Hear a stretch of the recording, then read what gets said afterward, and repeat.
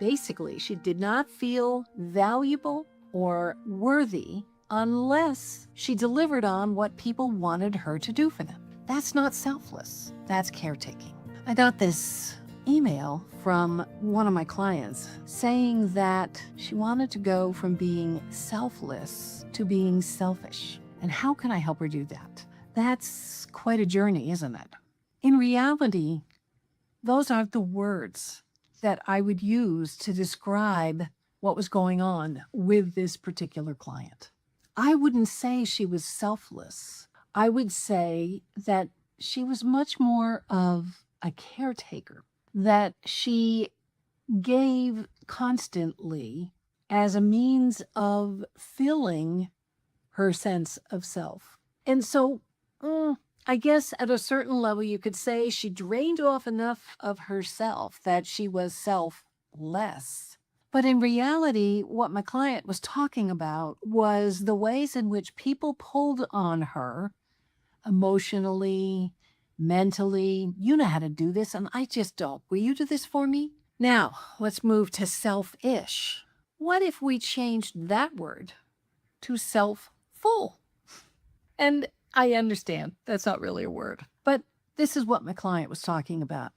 Going from being a caretaker to being full enough of her own sense of self and her worth that she didn't need to go do for others to get that good feeling for herself.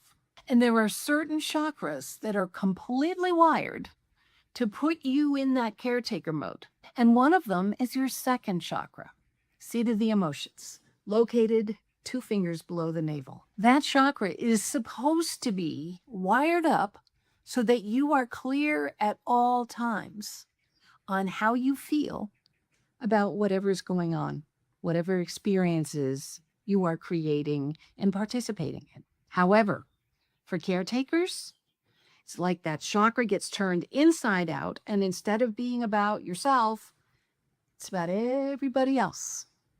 And you know what they need before they even raise their hands to say, hey, can you help me?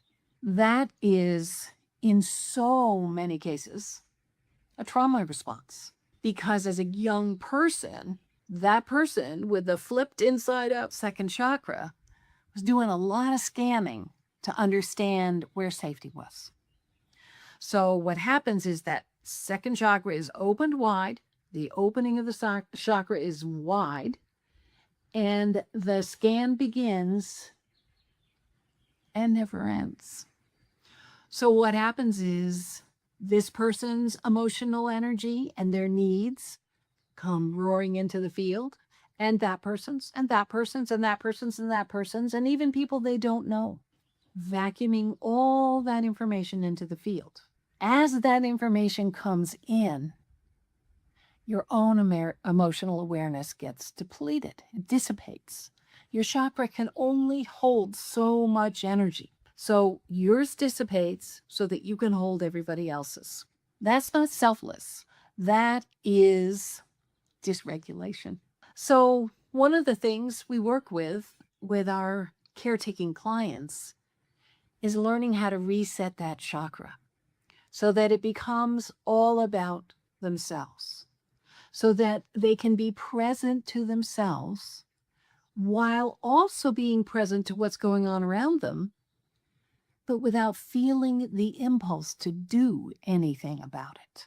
And that's huge, because as people learn to regulate that chakra, they start to build a whole new vocabulary. Instead of, I got this, I'll take care of that for you, which is the caretaker version of engagement with others.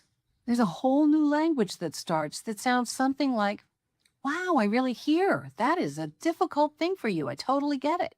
What steps are you taking to resolve this problem for yourself? Say what? Right? So that's one of the chakras. We're going to talk about the other chakra in the next video as we move from being selfless, aka caretakers, to selfish, meaning self-full.